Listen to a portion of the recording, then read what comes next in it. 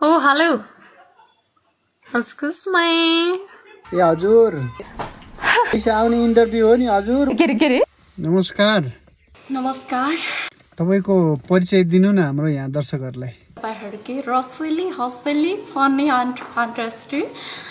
Good afternoon तपाई त एकदम मल्टी ट्यालेन्टेड हुनुहुन्छ रे तपाई एकचोटी गीत गाएर सुनाइदिनु न हाम्रो दर्शकहरुलाई सुन्नलाई होइन हेर्न चाहिँ पाइन्छ आँखालाई सकिन जोड्दै नै पाइन्छ उत्रेको चुली छ है तै पनि लाइन्छ उत्रेको चुली ल है तै पनि तोबा तोबा तोबा थारा मुड खराब कर यस्तो नि गीत हुन्छ खोइ अर्को एउटा गाइदिनुस् मेरे दुश्मनों को नहीं छोड़ूंगी जहाँ जहाँ भेंटो तेरे रास्तूंगी तेरे संग प्यार में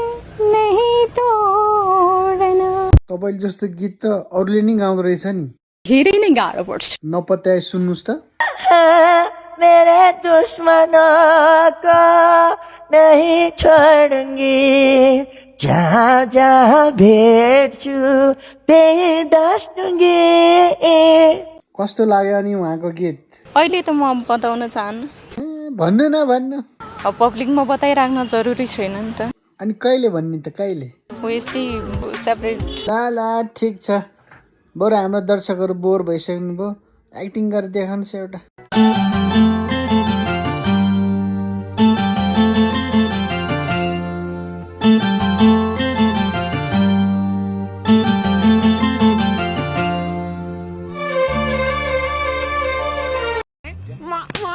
ये सब क्या देखना पड़ रहा है अच्छा है मैं अंधा हूँ भएन यो अर्को गरेर देखाउनुहोस् तिम्रो सिधोमा म बाहेक अरू कसैको सिन्दुर पर्नु खोज्छ भने म त्यो सिधो मेटाइदिन्छु भनेर यसरी जबरजस्ती गरेको मायालाई त पागलपन भनिन्छ जसलाई दुनियाँले घृणा गर्छ के आहा यस्तो राम्रो एक्टिङ गर्नुहुन्छ फिल्मको अफर नि आउँछ होला नि अनि कुन फिल्मबाट आएको थियो नि अफर तपाईलाई प्रेम गीत 3 अनि प्रेम गीत 3 मा त हामीले सुरुदेखि अन्तिमसम्म आँखा च्याती हेरौँ तपाईलाई देखेनौ हावा कुरा गर्ने तट फिल्म छोड्नुस् अरु केहीमा अभिनय गर्नु भएको छ हंगामा भन्ने सिरियल होइन होला तपाईहरुले हेर्न सक्नुहुन्छ कहिले हिजो मात्र हिजो रिलिज भएको छ होला अनि दर्शकहरूले तपाईलाई के भनेर बोलाउँछन् नेपाली नायिका अनि नायिका बन्नलाई त फिल्म खेल्नु पर्ला नि त फर्स्ट फिल्म नै रिलिज भएको छ तपाईहरुले हेर्न सक्नुहुन्छ अनि तपाईको एक्टिङ हेरेर त दुनियाँले सराप्दो रहेछ उहाँहरूले के भन्न चाहनुहुन्छ तपाई मलाई साथ दिनुहुने धेरै धेरै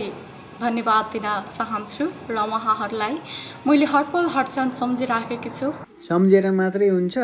दर्शकहरू तपाईको दर्शन पाउनलाई लालायित छन् र अहिले म टिकटकमा आउन पाइराखेकी छैन अनि हामीले त हिजो तपाईले लाइभमा देखिरहेको थियो आएको हो कि होइन भन्नु त हजुर आकै हो अनि लाइभमा आएर के गर्नुभयो त मेरो फ्यानहरू हुनुहुन्छ नि तपाईहरुको लागि मैले एउटा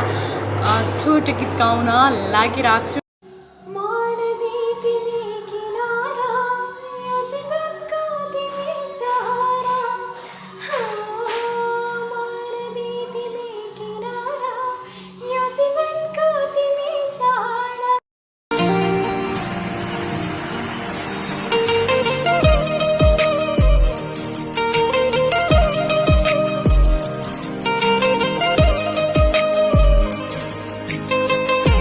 भनेपछि लाइभमा आएर नाच्ने गाउने भयो अनि तपाईको यति राम्रो मिलेको चान्स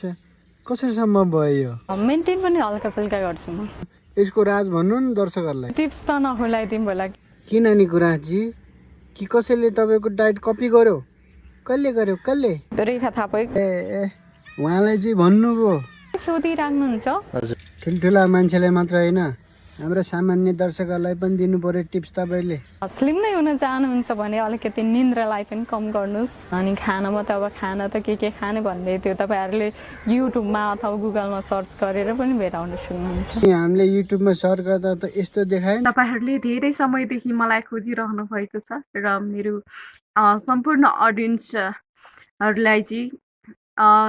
अनि यस्तो चिटिक्क परे मान्छेलाई प्रपोज आयो भने के गर्नुहुन्छ? त्यो प्रपोज आयो भने अहिले त मन्त्रीले पनि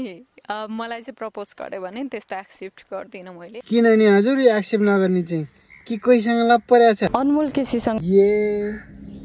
अनि केमा हुन्छ तपाईँहरूको कुरा? कुनै बेला भिडियो कलहरू हुन्छ। बे चाहिँ कहिले गर्ने कुरा छ त? यो मन्थ पछि चाहिँ यो अहिलेको मन्थ पछि चाहिँ हुन्छ होला। लो त्यसो भए हाम्रो दर्शकहरूलाई नयाँ वर्षको शुभकामना दिनु। अडियन्सहरूलाई चाहिँ first of all happy super Deepawali भन्न चाहन्छु। खत्म, bye bye, tata, good bye, गया।